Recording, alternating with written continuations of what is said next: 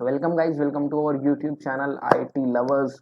And today we had completed till कहाँ तक हुआ था। एक सेकंड मुझे याद कर रहे हैं। तो हाँ, तो इससे पहले ऑप्टिकल आइसोमेरिज्म के पहले हमारा हो गया था लगभग लगभग सारी चीज़ें। इसका नाम है सिस्टांस हो गया था हमारा। सिस्टांस को हम लोग क्या बोलते हैं, सिस्टांस को क्या बोलते हैं। ज्योमेट्रिकल आइसोमेरिज्म तो हो चुका था। ऑप्टिकल आइसोमेरिज्म ये यहाँ का, ये देखो यार, एक चीज़ है ऑप्टिकल आइसोमेरिज्म। आइसोमेरिज्म का सबसे इम्पोर्टेंट और सबसे सेंसिटिव टॉपिक है, तो इसको यार ये लेक्चर थोड़ा सा बड़ा भी हो सकता है, इसको देख लेना। तुमसे मेरी रिक्वेस्ट है कि ये लेक्चर अगर बड़ा हो जाए तो इसको पूरा देख लेना, क्योंकि ऑप्टिकल आइसोमेरिज्म बहुत इंपॉर्टेंट, बहुत सेंसिटिव चीज़ है। बहुत ध्यान से पढ़ना है इसको, तो आ जाएगा। सिंपल चीज़ें अभी तक सब समझता आया होगा। कोई डाउट है तो यू कैन डीएम में directly on Ayush Rajput, my Instagram handle Ayush Rajput 417 on my contact. I will provide you at my description. फिर ऑप्टिकल आइसोमेरिज्म। ऑप्टिकल आइसोमेरिज्म क्या होता है, ऑप्टिकल आइसोमेरिज्म क्या होता है, ठीक है। Compound in which an atom has the four different groups and said to have chirality and center is known as to chiral or stereogenic center और stereo center। तो ऑप्टिकल आइसोमेरिज्म छोड़ो, पहले एक चीज पढ़ो, समझने की कोशिश करो। बहुत सिंपल चीज है, धीरे धीरे समझाऊंगा।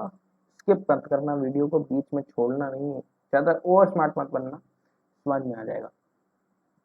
एक कंपाउंड, ठीक है, एक कंपाउंड जिसमें कार्बन है और कार्बन के जो चार बॉन्ड हैं, चारों में अलग अलग चीजें लगी हुई हैं, अलग अलग कंपाउंड्स लगे हुए हैं। इधर भी ए पी एक्स वाई चारों में अगर अलग अलग लगे हुए हैं एसिमेट्रिकली, तो उसको चिराल कार्बन बोलेंगे, ठीक है। एसिमेट्रिकली मतलब ये कुछ नहीं। एसिमेट्रिकली मतलब मत समझो। एसिमेट्रिकली मतलब अगर इधर सेम होगा तो एसिमेट्रिक हो जाएगा, तो ये डिवाइड हो सकता है ना इधर बीच से।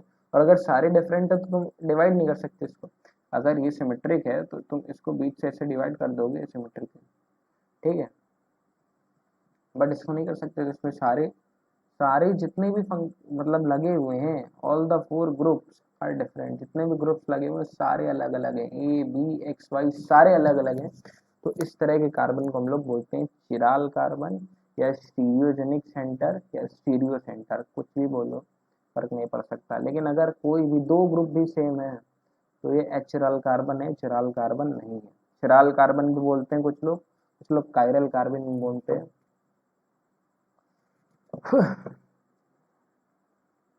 और ये जो है, ये जो प्रॉपर्टी है, the property of containing four all different group, this property is known as chirality. तो मैं यार थोड़ा नीचे कर लेता हूँ, मेरी फोटो लगी होगी ऊपर। तो अब तुम देख लो, ऑप्टिकल आइसोमेरिज्म तुमको दिख गया होगा। ये है कार्बन, इसमें चारों डिफरेंट लगे हुए हैं, तो ये चिराल कार्बन है, ठीक है।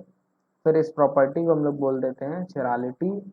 इसको तुम लोग स्टीरियोजेनिक सेंटर या स्टीरियो सेंटर भी बोल सकते हो। Getting my point. अब आगे देखो, chiral atom have at least groups identical set भी चिराल कार्बन, ठीक है। सॉरी, हाँ हाँ, अगर दो ग्रुप इसमें क्या है, carbon at least two groups identical is set to be achiral and compound to have achirality. एक कार्बन है, ठीक है, एक कार्बन है और एक ये कार्बन है।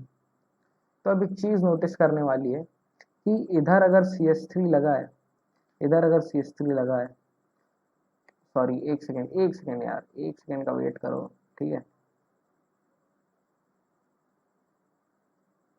बहुत ही सिंपल सी चीज है, अभी ऊपर ही बताइए। जैसे ही वैसे का ऊपर वाले का एग्जांपल है, इधर लगा है H, इधर लगा है CH3। तो इधर भी CH3 लगा था और इधर भी CH3 लगा था। दोनों साइड क्या हुआ, दोनों साइड सेम हो गया, दोनों साइड मैच हो गया। अगर मैचिंग हो गई तो ये अचाराल कार्बन हो गया, मैचिंग हो गई तो ये अचाराल कार्बन हो गया। और इधर देखो, इधर चारों चारों डिफरेंट है, तो इसको बोलते हैं चिराल कार्बन। और अगर दो भी आइडेंटिकल हैं, दो भी सेम है, तो उसको हम लोग एचरल कार्बन बोलेंगे और प्रॉपर्टी को बोलेंगे एचरलिटी, ठीक है। और सबसे बेहतरीन तरीका है किसी भी चिराल कार्बन की, वो ये तुमको किसी भी मॉलिक्यूल में अगर पता करना है कि चिराल कार्बन क्या है क्या नहीं है, तो सबसे बेहतरीन तरीका हो, you just need to find that symmetry.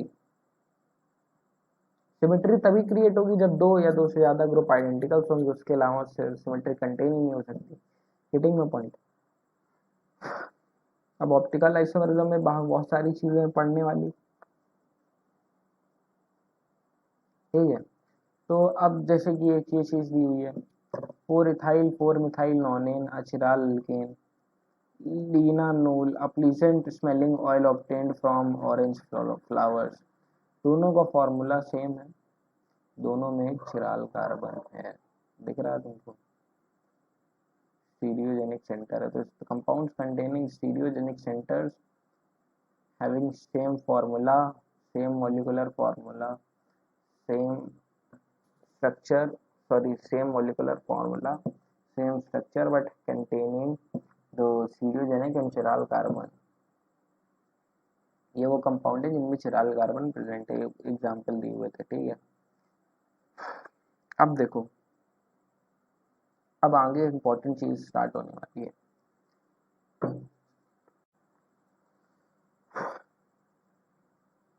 Sorry यार, due to specific reason video pause कर दी थी 2 मिनट के लिए कि यार थोड़ा सा मतलब गला सूख गया था काफी ज्यादा।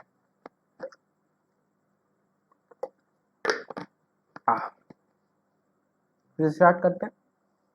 तो हाँ, यहाँ पे हम लोग plane polarized light is whose vibration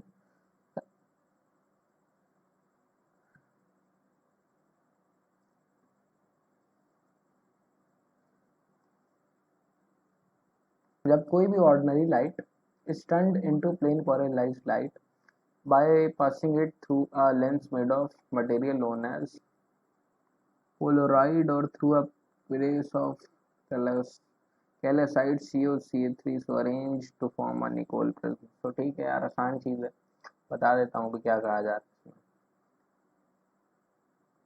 हाँ, इसमें एक चीज बताई जा रही है कि जब भी ऑर्डिनरी लाइट है when it is pass through a Nicol prism, ये समझ लो, सपोज कर लो ये है नहीं वैसे, ये समझ लो एक निकोल प्रिज्म है, और इससे जब भी ऑर्डिनरी लाइट इसमें डाली गई, पास कराई गई, तो निकोल प्रिज्म क्या होता है? Nicol prism is a prism जो CaCO3 से बना होता है, और इसके बारे में आगे पढ़ेंगे शायद डिटेल में, बाद में पढ़ेंगे इसके बारे में निकोल प्रिज्म क्या होता है। तो ये जो निकोल प्रिज्म है, इसमें अगर ऑर्डिनरी लाइट हम लोग पास करेंगे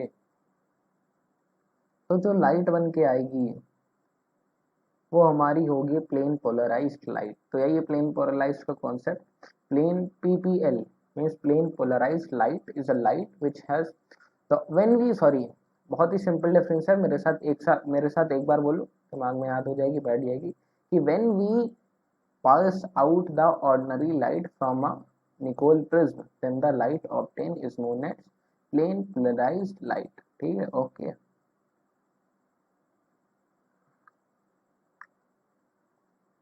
तो अब एक ऑप्टिकली एक्टिव सब्सटेंस क्या होता है, कैसे हम लोग पता करेंगे कोई सब्सटेंस ऑप्टिकली एक्टिव है? तो उसके दो रीजन हो सकते हैं, या तो वो जो प्लेन पोलराइज्ड लाइट है उसको या तो राइट हैंड साइड बेंड कर देगा, या तो उसको लेफ्ट हैंड साइड बेंड कर देगा। या तो जैसे कि प्लेन पोलराइज्ड लाइट है ऐसी, तो उसको राइट बेंड कर देगा, तो उसको लेफ्ट बेंड कर देगा, ठीक है। तो अगर उसने ऐसा किया, प्लेन पोलराइज्ड लाइट को जब उस कंपाउंड से पास कराया गया, तो या तो उसने उसको राइट साइड में बेंड कर दिया, तो उसने उसको लेफ्ट साइड में बेंड कर दिया। तो जब उसने ऐसा कर दिया तो that substance is known as optically active substance. अब कितना बेंड किया है? The rotation of plane polarized light is measured using polarimeter. ये शायद अपने सिलेबस में नहीं है ये चीज, पर स्टिल बहुत आसान है। इसके बाद वाली चीज इंपॉर्टेंट है, ये अपने सिलेबस में भी है। If rotation of a plane polarized is to the right clockwise substance, ये बहुत इंपॉर्टेंट चीज है, इसको तुम बैठा लो अपने जहन में, बहुत इंपॉर्टेंट चीज है, बहुत बार पूछी भी गई है बोर्ड्स में, कि अगर जो रोटेशन है प्लेन पोलराइज्ड का जो रोटेशन है वो अगर राइट साइड है, वो यानी कि अगर क्लॉकवाइज है, तो सब्सटेंस को हम लोग बोलेंगे dextro rotatory. That substance known as dextro rotatory. और लैटिन में इसका मतलब होता है डेक्स्टर, और डेक्स्टर मीन्स राइट, और डिनोट करेंगे उसको डी पॉजिटिव से, ठीक है। If rotation of plane polarized is due to left, अगर प्लेन पोलराइज का जो रोटेशन किया है ऑप्टिकली एक्टिव सब्सटेंस ने, अगर वो लेफ्ट साइड में किया है, तो उसको हम लोग बोलेंगे the substance is known as laevorotatory. Latin में बोलते हैं laevus, laevus means left and is denoted by L negative. फिर डी और एल प्लस और minus are not absolute representation but relative one. If one isomerism is mirror set to L, they occur in enantiomers, and optical isomerism is also called enantiomers. तो these are not absolute, these are relative. ये बहुत ही बिल्कुल अलग नहीं, एक ही तरह के हैं। This not are absolute representation, relative ones, मतलब थोड़ा सा ही डिफरेंस है। आइसोमेरिज्म डी, जो डी प्लस है, then it's if isomerism is d or positive then its mirror image। अगर कोई isomerism d पॉजिटिव है तो डिफरेंस सिर्फ इतना है। एक सेकेंड इरेजर देना, इरेजर मिल गई, सॉरी ऐसे नहीं मांगते ऐसे इरेजर। तो अगर आइसोमेरिज्म d है, ठीक है, और उसकी जो मिरर इमेज है वो L है, मींस गेटिंग माय पॉइंट। अगर एक ऑप्टिकल आइसोमेरिज्म d है और उसकी मिरर जो है वो इमेज जो है L है, मतलब कहने का मतलब एक ऑब्जेक्ट है जो सुपर इम्पोजिबल है, एक ऑब्जेक्ट है जो सुपर इम्पोजिबल है।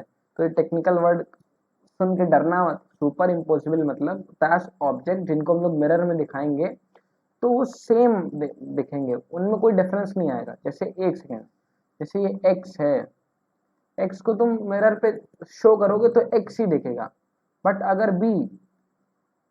b को तुम शो करोगे, b लेटर को तुम मिरर पे शो करोगे तो b नहीं दिखेगा, वो कुछ और दिखेगा। तो एक सेकेंड, x को जरा मिरर बनाते हैं।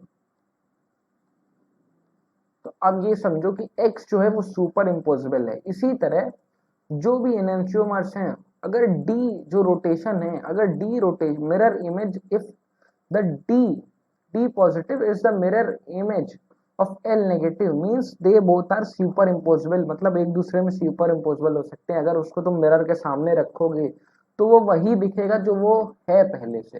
Getting my point? इस तरह की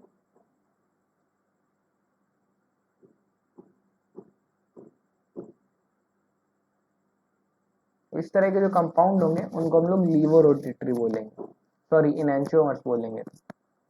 कुछ नहीं, थोड़ा सा आवाज आ रही थी बाहर से, मुझे लगा कोई है।